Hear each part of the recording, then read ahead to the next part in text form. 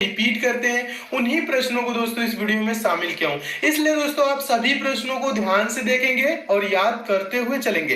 देखिए दोस्तों, पहला क्वेश्चन है, मोस्ट इंपोर्टेंट क्वेश्चन है और हमेशा दोस्तों ये प्रश्न परीक्षाओं में पूछा जाता है। इस पे दो टाइप के प्रश्न बनते हैं। देखिए, पहला प्रश्न ये बनता है, निम्न में से कौन सी विटामिन पानी में घुलनशील है। पहला क्या बनता है, पानी में घुलनशील विटामिन पूछता है, तो उसका आंसर हो जाएगा दोस्तों पानी में घुलनशील कह ले या जल में घुलनशील कह ले, मतलब एक ही होता है, जल पानी। ठीक है, यहाँ पे कंफ्यूज नहीं होंगे। ठीक है, जल में घुलनशील पूछ ले तो जल में घुलनशील विटामिन कौन कौन सी होती है दोस्तों, विटामिन बी एंड सी। कौन सा, तो आंसर हो जाएगा ऑप्शन नंबर सी। इसमें विटामिन सी दिया है सिर्फ और बी भी होता है। विटामिन बी और सी दोस्तों क्या होते हैं, जल में घुलनशील होते हैं। और एक और प्रश्न पूछा जाता है दोस्तों, कौन सी विटामिन वसा में घुलनशील। ठीक है, वसा में घुलनशील पूछेगा तो विटामिन ए वसा में घुलनशील होता है, विटामिन डी भी वसा में घुलनशील होता है, विटामिन के भी होता है और विटामिन ई भी क्या होता है दोस्तों, ये जो चार हैं ये वसा में घुलनशील होते हैं। वसा में घुलनशील पूछेगा तो बताइएगा, vitamin A, vitamin D, vitamin के और विटामिन ई क्या होते हैं दोस्तों,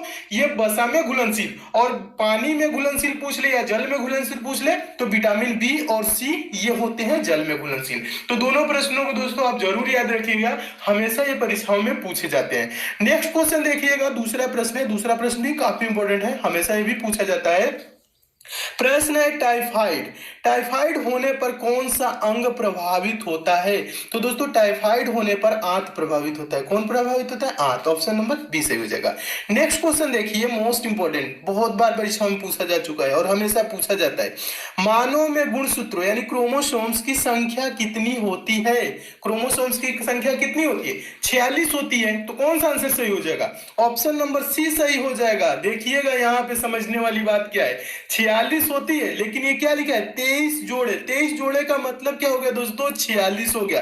अगर जो सिर्फ संख्याएं दी रहती तो 46 टिक करते। ठीक है, लेकिन जोड़े का मतलब, जोड़ा में दो होता है, एक जोड़े का मतलब दो, दो जोड़े का मतलब चार, 46 यानी कि क्या हो गया, 23 जोड़े का मतलब क्या दोस्तों, 46। ठीक है, क्रोमोसोम्स की टोटल संख्या कितना होता है, तो 46 होता है। और जोड़ा में पूछे तो दोस्तों आंसर दीजिएगा 23 जोड़े। ठीक है, 23 जोड़े का मतलब हो गया 46। ठीक है, तो यहाँ पे आप कंफ्यूज नहीं होंगे। इस टाइप से थोड़े से कंफ्यूज होकर प्रश्न आप गलत कर देते हैं, लेकिन गलत नहीं करिएगा। ठीक है, मानव में गुणसूत्रों यानी क्रोमोसोम्स की संख्या कितनी होती है, तो 23 जोड़े होती है। संख्याएं पूछे तो 46 होती है। तो इसे आप दोस्तों आप जरूर याद रखेंगे। नेक्स्ट क्वेश्चन देखिएगा, चौथा प्रश्न भी इंपॉर्टेंट है। प्रश्न है, हमारे संविधान के किस भाग में राज्य के नीति निदेशक तत्व हैं। हमारे संविधान के किस भाग में राज्य के नीति निदेशक तत्व हैं। तो इसका दोस्तों आंसर हो जाएगा ऑप्शन नंबर बी, भाग 4। भाग 4 में क्या है दोस्तों, राज्य के नीति निदेशक तत्व। और पूछा जाता है दोस्तों मूल अधिकार किस भाग में है, तो उसे भी याद रखेंगे दोस्तों। भाग 3 में क्या है दोस्तों, मूल अधिकार। और भाग 2 क्या है दोस्तों, नागरिकता। नागरिकता का उल्लेख किसमें है दोस्तों, भाग 2। और भाग 1 में क्या है दोस्तों, संघ और उसका राज्य क्षेत्र। ठीक है, तो इन चारों ऑप्शनों को याद रखेंगे। एक बार और समझा देता हूं, भाग 4 क्या है, राज्य के नीति निदेशक तत्व। और भाग 3 आपका क्या है दोस्तों, मूल अधिकार। और भाग 2 क्या है दोस्तों, भाग 2 है नागरिकता।